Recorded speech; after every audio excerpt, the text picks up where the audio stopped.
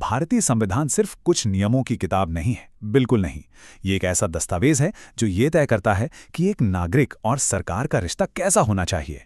ये एक ही समय में हर नागरिक के लिए एक कवच की तरह है और सरकार के लिए एक दिशासूचक की तरह। तो चलिए समझते हैं कि ये दोनों चीजें एक साथ कैसे काम करती हैं। जरा सोचिए, जब संविधान के निर्माता डॉक्टर बी.आर. अम्बेडकर खुद किसी एक अनुच्छेद को संविधान की आत्मा और हृदय कहें, तो अंदाजा लगाइए कि उसमें कितनी शक्ति होगी। आखिर ऐसा क्या खास है इस अनुच्छेद में? तो सवाल उठता है कि संविधान की ये आत्मा आखिर है क्या? जाहिर है ये कोई मामूली नियम तो हो नहीं सकता। ये वो चीज है जो हमारे संविधान को सच में जिंदा रखती है। देखिए, इसका जवाब है वो शक्ति जो सीधे नागरिकों के हाथ में दी गई है। ये आत्मा असल में मौलिक अधिकारों की रक्षा की गारंटी है। ये वो ताकत है जो पक्का करती है कि किसी भी नागरिक के बुनियादी अधिकारों को कोई भी छीन न सके। और यही ताकत हमें मिलती है अनुच्छेद 32 से, जिसे कहते हैं संवैधानिक उपचार का अधिकार। इसका मतलब बहुत सीधा और सरल है।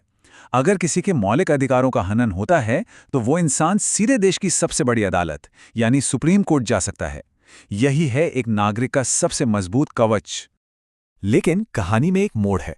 ये जो शक्तिशाली अधिकार हैं, ये असीमित नहीं है। हमारा संविधान ये भी बताता है कि इन अधिकारों पर कब, क्यों और कैसे कुछ सीमाएं लगाई जा सकती हैं। इसका सबसे बड़ा उदाहरण है संपत्ति का अधिकार। पहले ये एक मौलिक अधिकार था, पर अब ये सिर्फ एक कानूनी अधिकार है। अब सवाल ये है कि इस बदलाव का मतलब क्या है। इसका सीधा सा मतलब है कि अब सरकार अगर जनता के हित में चाहे तो विकास के लिए संपत्ति को नियंत्रित कर सकती है। यह दिखाता है कि समय के साथ अधिकारों की परिभाषा भी बदलती है।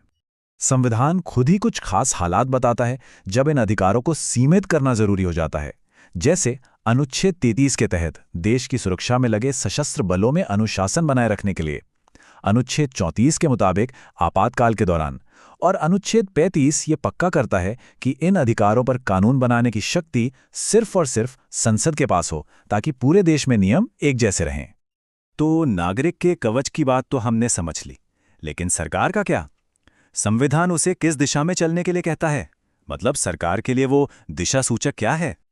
और इसका जवाब हमें मिलता है संविधान के एक और बहुत ही अहम हिस्से में, राज्य के नीति निर्देशक तत्व। हम इन्हें सरकार का मिशन स्टेटमेंट या एक नैतिक कंपास भी कह सकते हैं, जो देश को सही रास्ते पर आगे बढ़ाता है। तो आखिर ये नीति निर्देशक तत्व हैं क्या? देखिए, अनुच्छेद 36 के हिसाब से ये सरकार के लिए कुछ सिद्धांत हैं, कुछ गाइडलाइंस हैं, जिन्हें नीतियां बनाते वक्त हमेशा ध्यान में रखना चाहिए।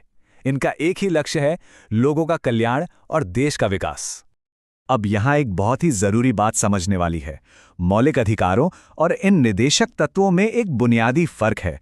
जैसा कि अनुच्छेद 37 बताता है, अगर किसी के मौलिक अधिकार का हनन होता है तो वो इंसान अदालत जा सकता है, लेकिन निर्देशक तत्वों को लागू करवाने के लिए ऐसा नहीं किया जा सकता।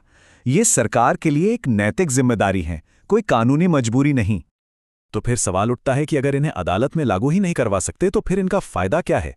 इनका मकसद बहुत बड़ा है, एक कल्याणकारी राज्य यानी एक वेलफेयर स्टेट की नींव रखना। ये सिद्धांत उस लक्ष्य तक पहुंचने का एक सीधा साधा रोड मैप है। तो चलिए देखते हैं कि ये रोड मैप असल में है कैसा। पहला कदम अनुच्छेद 38 कहता है कि राज्य सामाजिक और आर्थिक न्याय पक्का करे। दूसरा कदम अनुच्छेद 39 कहता है कि सभी को समान अवसर, समान काम, समान वेतन और संसाधन मिले। और तीसरा अनुच्छेद 40 स्थानीय स्तर पर पंचायतों को मजबूत करने की बात करता है, ताकि लोग अपने फैसले खुद ले सकें। ये दिखाता है कि लक्ष्य कितना बड़ा और व्यापक है।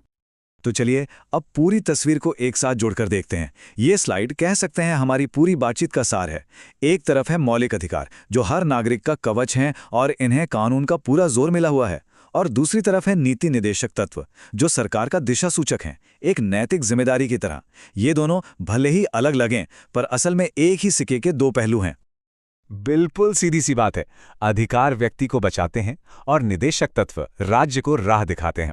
और जब ये दोनों साथ मिलकर काम करते हैं, तभी उस न्यायपूर्ण और प्रगतिशील भारत की तस्वीर पूरी होती है, जिसका सपना हमारे संविधान बनाने वालों ने देखा था।